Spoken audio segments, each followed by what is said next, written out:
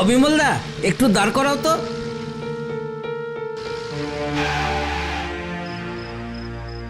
কাকু, আমার বাসটা 5 মিনিটের জন্য মিস করেছি। এই সময় আর কোনো বাস পাচ্ছি না, কেউ দাঁড়াচ্ছে না। এগুলো তো সব দূরপাল্লার বাস, এগুলো সব জায়গায় থামে না, রিজার্ভেশন ছাড়া তো নিতে পারবে না। প্লিজ কাকু, আমায় উঠতে দিন, খুব বিপদে পড়েছি। আচ্ছা ঠিক আছে, উঠে এসো। তুলে তো দিলেন, এবার ভরা বাসে বসাবেন কোথায়? চিন্তা নেই দাদা, ও আমার কন্ডাক্টর সিটে বসে চলে যাবে। এই ফাঁকা রাস্তায় তো আর মেয়েটাকে ফেলে রেখে যেতে পারি না, যদি বড় কোনো বিপদ হয় তখন কি হবে। খুব ভালো করেছেন, আপনি ওর ভাড়াটা আমার কাছ থেকে নিয়ে নিন। না না দিদি, তার দরকার নেই, এখান থেকে কলকাতা বেশি দূর না, ওর ভাড়া আমি দিয়ে দেব, আপনি চিন্তা করবেন না। সত্যি আপনাদের মতন মানুষেরা পৃথিবীতে আছে বলেই পৃথিবীটা এখনো বাসযোগ্য আছে। আরে না না, এ আর এমন কি ব্যাপার, মালিককে বললে মালিকই ভাড়া ছাড় দিয়ে দেবে। খুব ভালো মানুষ, কিন্তু এইটুকুর জন্য তাকে আর বিরক্ত করব না।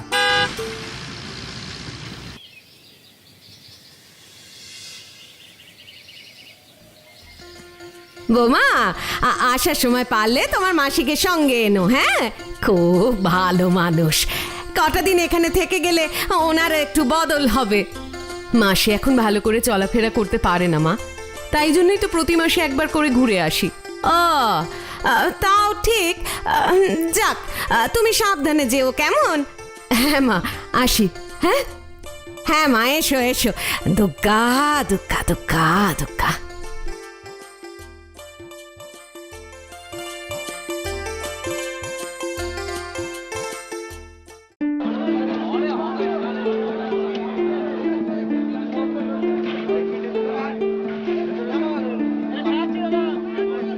আজ তুমি নাকি সুজিত?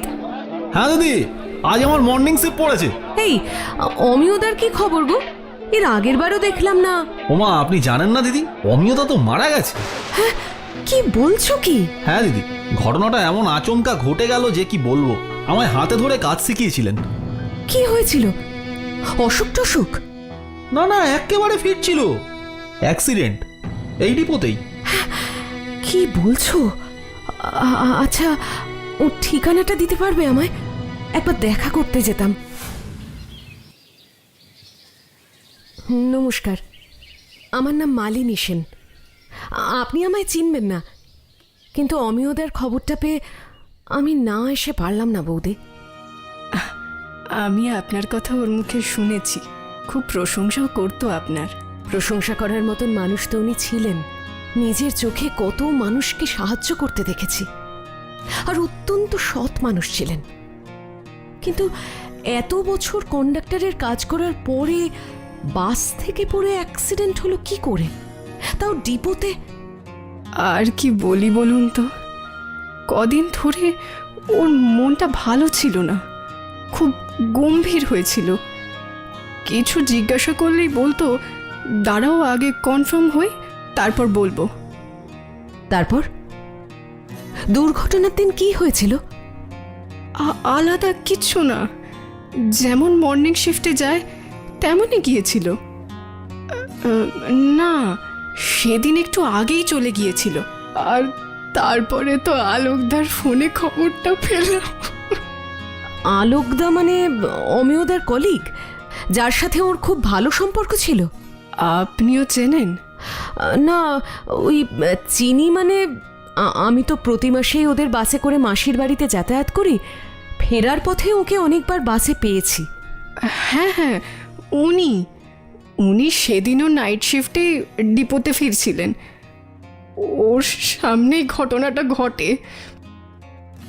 উনি খবরটা দিয়েছিলেন, হাসপাতাল অবধি নিয়ে যাওয়ার সুযোগ পাইনি। মা, আমি পড়তে যাচ্ছি। হ্যাঁ বাবা, আয়। আসছি আন্টি। হ্যাঁ, সাবধানে যেও। বৌদি, একটা কথা বলবো, কিছু যদি মনে না করেন। হ্যাঁ বলুন না। বলছি, ছেলেটা তো এখনো বড়ই ছোট, আর এখনই পড়াশোনায় কনসেন্ট্রেট করার সময়, তাই ওর টিউশনের খরচটা আমি দিতে চাই। এ মা, না না না, তা কেন? দেখুন, আমি অমিয়দাকে আর অনেককেই এভাবে চুপ করে সাহায্য করতে চেয়েছি, আমার সামর্থ্য তো খুব বেশি নয়, তবে এটুকু সাহায্য করতে পারলে আমার খুব ভালো লাগবে বৌদি। আপনি যে আমাদের জন্য এতটা ভেবেছেন, কিন্তু সত্যি এর কোনো দরকার নেই, আমাদের কোনো অসুবিধে নেই। তার মানে আপনি আপনি কি কোথাও চাকরি টাকরি? না না, চাকরি করছি না, তবে ভেবেছিলাম একবার মালিকের কাছে গিয়ে বলি, যদি হিসেবের খাতা টাতা দেখার মতো ছোটোখাটো কোনো কাজ দেয়। উনি যেমন মানুষ, তাতে হয়তো মানাও করতেন না, কিন্তু আলোকদা না করলেন। না করলেন? হ্যাঁ, বললেন এখন বুবাইয়ের সাথে ওর মায়ের থাকাটা খুব দরকার। তাহলে সংসারটা চলছে কি করে? আলোকদার সাহায্যেই চলছে বলতে পারেন। সংসারের সব খরচ উনি নিজের কাঁধে তুলে নিয়েছেন, এমনকি রোজ সকালে বাজারটা পর্যন্ত উনি করে দিয়ে যান। বাহ, এ তো দেখছি অমিয়দার বন্ধু অমিয়দার মতোই পরোপকারী। সত্যি, উনি না থাকলে আমাদের সংসারটা ভেসেই যেত। আচ্ছা, আমি কি ওনার ঠিকানাটা পেতে পারি? একবার দেখা করে আসতে চাই। নতুন বাড়ির ঠিকানাটা আমিও ঠিক জানি না, তবে ফোন নাম্বারটা দিয়ে দিচ্ছি।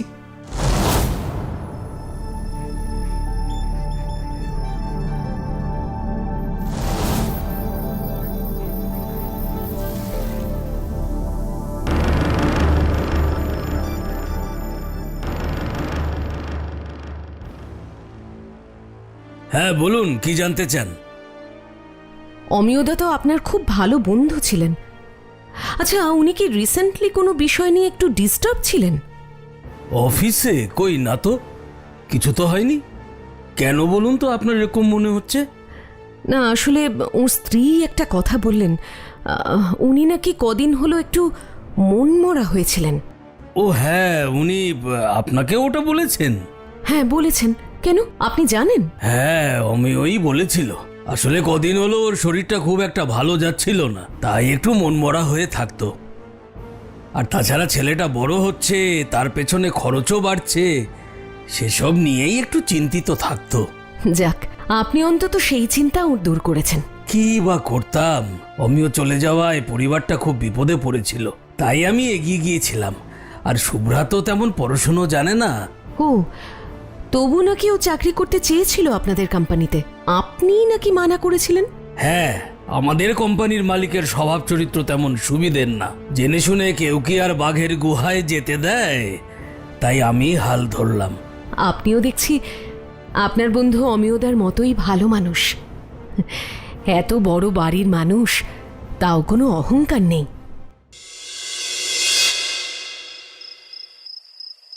কি এত ভাবছো বলো তো বৌমা? ওই আলোক নামে লোকটা তো অমিয়র পরিবারের পিছনে দাঁড়িয়েছে বলছো, এত তাহলে কি চিন্তা করছো বলো দেখিনি? জানি মা, তবু কোথায় যেন একটা সুর কাটছে। খালি চোখে দেখতে গেলে আলোকবাবুর মতন ভালো মানুষ আর হয় না। তবু তবু কি? একটা প্রাইভেট বাসের কন্ডাক্টরের মাইনে কত হতে পারে? তা দিয়ে কি দুটো সংসার টানা যায়? আর যদি তাই যায়, তাহলে অমিয়দার সংসারে এমন অবস্থা কেন? নতুন বাড়ি, বাড়ি ভর্তি দামি জিনিস, আর তার উপরে ওই সিগারেটের প্যাকেট। ওফ বাবা, এই সিগারেটের প্যাকেট আবার কি দোষ করলো? না মা, আমি খবর নিয়ে দেখেছি, ওই ওয়েসিস ব্র্যান্ডটা আমাদের দেশের ব্র্যান্ড নয়, ওটা আমাদের প্রতিবেশী দেশের ব্র্যান্ড। চোরাই মাল হিসেবে এখানে বিক্রি হয়। আর সে তো বৌমা, অনেকেরই তো পৈতৃক সম্পত্তিও থাকে। না না, শুধু তাই নয় মা, শুভ্রা বৌদি কিন্তু আমায় অমিয়দার শরীর খারাপের কোনো কথা বলল না। শরীর খারাপ হলে তো শুভ্রা বৌদি সবার আগে জানতে পারত, কিন্তু সেটা আলোকদা জানে। তাছাড়া শুভ্রা বৌদি চাকরি করতে চেয়েছিল, কিন্তু আলোকদা নাকি বাধা দেয়। উনি বললেন ওদের কোম্পানির মালিকের নাকি স্বভাব চরিত্র খারাপ, কিন্তু অমিয়দা আমায় অন্য কথা বলেছিল। এটা কিন্তু আমার অদ্ভুত লাগছে বৌমা। যার যত টাকাই থাক, কে জোর করে একটা সংসারের পুরো দায় ঘাড়ে তুলে নেয় বলো দেখিনি? হ্যাঁ, শুধু তাই নয় মা, অমিয়দা কিছু একটা ব্যাপার কনফার্ম করে শুভ্রা বৌদিকে জানাবে বলেছিল। অফিস সংক্রান্তই কিছু হবে, কিন্তু সেটা জানানোর আগেই আচ্ছা বৌমা, অনেক সময় কোনো জরুরি কথা আমরা তো লিখেও রাখি যাতে ভুলে না যায়। অমিও যদি সেরকম কিছু লিখে গিয়ে থাকে, মানে ওর বউয়ের কাছে খোঁজ নিয়ে দেখো না একবার, হয়তো ওরা দেখে বুঝতে পারেনি, তুমি দেখলে হয়তো বুঝতে পারবে। হ্যাঁ, এটা তো ভালো বলেছেন মা। বেশ, আমি কালই শুভ্রা বৌদির সাথে দেখা করব। বাহ মা, আপনি তো দিন দিন পুরো ডিটেকটিভ হয়ে উঠছেন। না হলে মালিনী সেনের সাথে পাল্লা দেব কি করে?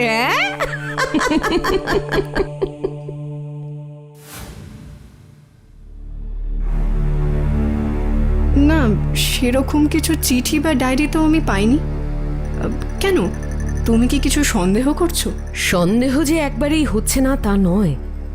একজন সুস্থ সবল মানুষ যে জীবনের অনেকটা সময় কন্ডাক্টরের কাজ করেছেন, সে হঠাৎ করে 7 সকালে খালি বাস থেকে পড়ে মারা গেলেন। আচ্ছা বৌদি, আপনি আমায় অমিয়দার কাজের ব্যাগটা একবার দেখাতে পারবেন? হ্যাঁ, আমি এক্ষুনি আনছি।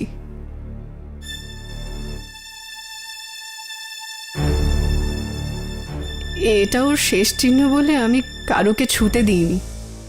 যা যা ছিল তাই আছে, তবে আমি সেরকম কিছু পাইনি। বেশ, তাও আমি একবার দেখি। ওমা, এটা কি? তেমন কিছু না, এটাতেও ট্রিপের হিসেব, টিকিটের হিসেব থাকতো। আমি খুলে দেখেছি, তেমন কিছু নেই।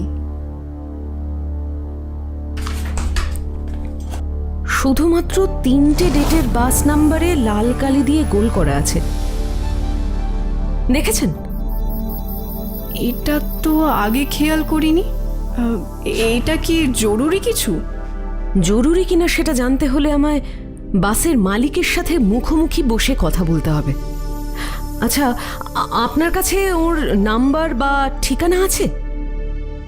ঠিকানা নেই, নাম্বার আছে। বেশ, তাতেই হবে। আরেকটা রিকোয়েস্ট, আমি যে আপনার কাছে এসেছি বা আমাদের মধ্যে যে আবার যোগাযোগ হয়েছে, সেটা কিন্তু কাউকে জানাবেন না, আলোক বাবুকেও না। এসো মা, এসো, বসো বসো। ফোনে তুমি ট্রিপের ব্যাপারে কিছু একটা জানতে চেয়েছিলে, তাই হিসেবপত্র তো আমি আর সেরকম ভাবে দেখি না, তাই সব কাগজপত্র আনিয়ে রেখেছি। বলো, তুমি কি জানতে চাও? এটা অমিয়দার ডায়েরি, এতে অমিয়দার ট্রিপের সব ডিটেলস লিখে রাখতো। হ্যাঁ, অমিও খুব সৎ আর পরিশ্রমী ছেলে ছিল। এত বছর কাজ করেছে, কিন্তু কোনো অভিযোগের সুযোগ দেয়নি। আমি হিসেবপত্র দেখতাম না বলে ও নিজের মতো করে হিসেব রাখতো, আর দরকার পড়লে আমায় দেখাতো। আসলে আমাদের এসব লাইনে অনেক চুরি চামারি হয়, বুঝলে তো। রিসেন্টলি কি আপনাকে কিছু দেখিয়েছিল? না, দেখাইনি, তবে বলেছিল কয়েকদিনের মধ্যেই দেখা করতে চায়। কি বলতে চায় সেটা বলেনি। এখানে দেখুন, এই যে 3টে ডেটের পার্টিকুলার ট্রিপে লাল কালি দিয়ে গোল করা রয়েছে, দেখুন। কই দেখি।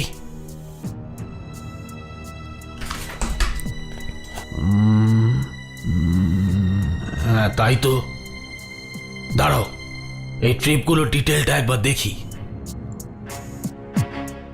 আশ্চর্য! কেন, কি হলো? আমার বাস প্রায় ভরাই আসে, খুব বেশি সিট ফাঁকা থাকে না, কিন্তু এই 3টে ট্রিপে বাসের সিট তো বেশিরভাগই ফাঁকা ছিল। টাকাও অনেক কম উঠেছে দেখছি। আর ওই ট্রিপগুলোর কন্ডাক্টর কি আলোকবাবু ছিল? হ্যাঁ, একদম তাই। মানে তুমি কি বলতে চাইছো, আলোকই? দেখুন, আমি এখনই কিছু বলতে চাইছি না। শুধু অমিয় বাবুর মৃত্যুর জন্য যদি কেউ প্রত্যক্ষ বা পরোক্ষভাবে দায়ী থাকে, তাকে আমি শাস্তি দিতে চাই। আর তার জন্য আলোকবাবুর নেক্সট নাইট ট্রিপের ডেটটা আমার চাই।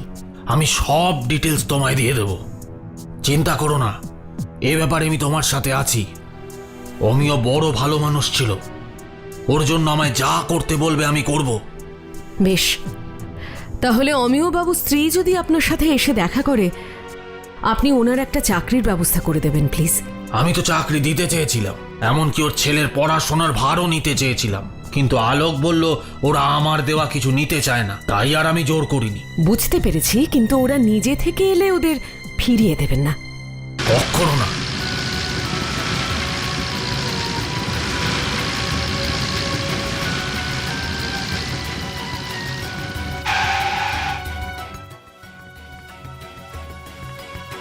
এটা কোথায়?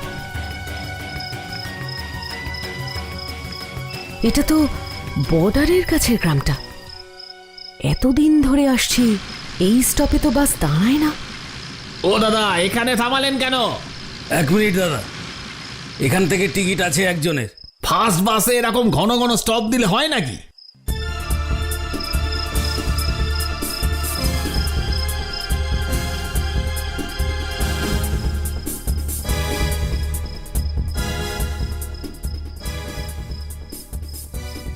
আলোকবাবু কি ওই লোকটাকে চেনে নাকি? না হলে দুজন দুজনের দিকে তাকিয়ে ওরকম হাসবে কেন? ঠিক আছে, ওই লোকটার উপরে নজর রাখতে হবে।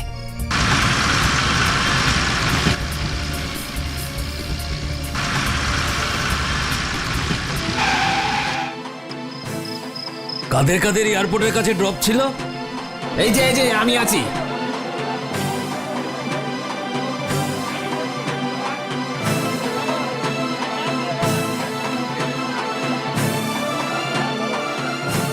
কি হলো ব্যাপারটা? লোকটা তো সুটকেসটা নিল না।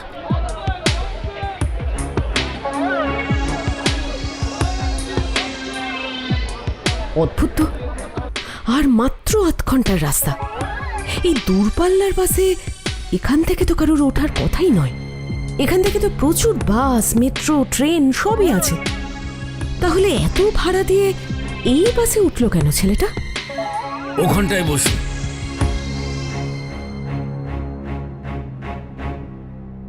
ওখানেই বা বসতে বললো কেন? গন্ডগোল আছে। আমায় রাজেশ দাকে মেসেজ করে সবটা জানাতে হবে।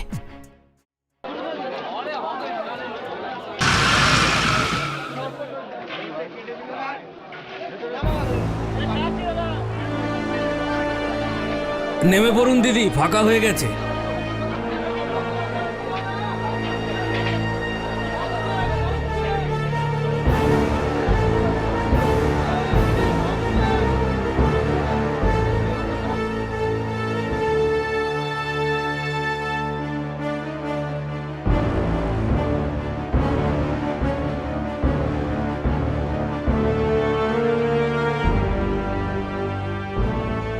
এক্ষুনি নামবে।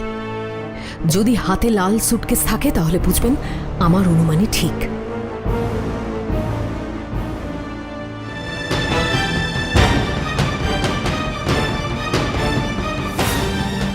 অন্যের সুটকেস নিয়ে কোথায় যাচ্ছেন? অন্যের সুটকেস? কি বলছিটা কি? এটা আমার সুটকেস। হ্যাঁ ইন্সপেক্টর, আপনার কোথাও ভুল হচ্ছে। এটা ওরই সুটকেস। মোটেই না। আমি নিজে চোখে দেখেছি বর্ডার সংলগ্ন এলাকা থেকে একজন ভদ্রলোক এটা নিয়ে উঠেছিলেন, আর নামার সময় এটা না নিয়েই নেমে যান। আপনি আপনি মালিনী সেন না? এসব কি হচ্ছে? আপনি একজন প্যাসেঞ্জারকে অকারণে এভাবে বিরক্ত করতে পারেন না। আপনার কোথাও ভুল হচ্ছে। এটা ওরই সুটকেস। বেশ, তাহলে সুটকেসটাতে কি আছে বলুক। কি আর থাকবে, 2 দিনের ট্রিপে গিয়েছিলাম, তার জামা কাপড়, জ্যাকেট, জুতো এসবই আছে। ঠিক আছে, আমরা চেক করে নিচ্ছি। সাহা, খোলো তো দেখি সুটকেসটা। না না স্যার, সুটকেস খুলবেন না প্লিজ। আপনাদের এগেইনস্টে আমি কিন্তু কেস করব। অ্যারেস্ট দেন। আমায় ছেড়ে দিন স্যার, আমি কিচ্ছু জানি না। আমায় কেন ধরছেন? আমি কি করেছি? একজন যাত্রীর ব্যাগে কি আছে সেটা একজন কন্ডাক্টর কিভাবে জানবে? আলোকদা, তুমি আমায় ফাঁসিয়ে বেরিয়ে যাচ্ছ আলোকদা। এই কি জাদা বলছিস? আমার মাঝে তুই মাঝে মাঝে আসিস বলে একটু মুখ চেনা হয়েছে, তাই বলে আমি তোর আলোকদা কবে থেকে হলাম? তুমি খুব খারাপ লোক বাইনি, তোমার জন্য আমি ফাঁসলাম, আর তুমি গা বাঁচিয়ে কালটি মারছো। কি দরকার ছিল করার? বললে বলেই তো পুলিশ আমাদের পেছনে পড়লো, নইলে তো ভালো ইম্পোর্ট হচ্ছিল। হ্যাঁ স্যার, ওই কন্ডাক্টরকে আমি মানছি, আমি আর ড্রাইভারদা দুজনের সাথে ছিলাম, কিন্তু খুনটা ওই করেছে। এখনো কি চুপ করে থাকবেন? অমিও আমার খুব ভালো বন্ধু ছিল, আমি ওকে মারতে চাইনি। আমি বাসের টিকিট নিজে বেচে প্যাসেঞ্জার নিয়ে যেতাম, আর টিকিট বিক্রি হয়নি বলে দিতাম। এটা আজ নয়, অনেক দিন ধরেই করছিলাম। হাতে বেশ কাঁচা পয়সাও এসেছিল। অমিও আমায় বিশ্বাস করতো, তাই সন্দেহ করেনি। কিন্তু হঠাৎ করে টিকিটের টাকা চুরির ব্যাপারটা ধরে ফেলে। আমি ওকে ঘুষ দিতে চাই, ও রাজি হয়নি। আমায় ইমিডিয়েট সব বন্ধ করতে বলেছিল। আমি ওর কথা শুনিনি। ভেবেছিলাম এত টাকা দেবো যে রাজি হয়ে যাবে, তবে খুনটা আমি করতে চাইনি। তাহলে করলেন কেন? কারণ ও চোরাই মাল পাচারের ব্যাপারটাও ধরে ফেলে। সেদিন স্মাগলারদের ছেলেটা এয়ারপোর্ট থেকে উঠতে পারেনি, বলেছিল ডিপো থেকে এসে নিয়ে যাবে। সুটকেসটা বাসেই রাখা ছিল। সেদিন অমিও আবার হঠাৎ বেশি তাড়াতাড়ি চলে আসে, আর ওটা ফেলে যাওয়া ব্যাগ ভেবে ঠিকানা খোঁজার জন্য সুটকেসটা খোলে আর সব দেখতে পেয়ে যায়। এ তো চোরাই মাল। অমিও, এসব কি আলোক? ছি, কতদিন ধরে এসব চলছে? শোনো না অমিও, দেখো ভাই, টাকার কার দরকার নেই। তুমি বলো তোমার কত শেয়ার লাগবে? আমায় তুই টাকা দিয়ে কিনতে পারবি না। ভেবেছিলাম টিকিট চুরির ব্যাপারটা থেকে তোকে বুঝিয়ে সুঝিয়ে ফিরিয়ে আনবো, কিন্তু তুই তো অনেক দূরে চলে গেছিস। আমি আজই মালিককে জানাবো। সরে যা। এবার তুই নিজেই এত দূরে চলে যাবি যে আমাকে ছুঁতেও পারবি না। ইয়া!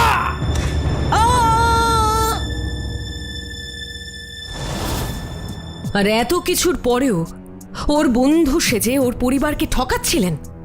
জেলের থেকেও বড় কোনো শাস্তি থাকলে সেটা আপনার পাওয়া উচিত ছিল। আপনাদের মতন বন্ধুরাই হলেন বন্ধুত্বের নামে কলঙ্ক।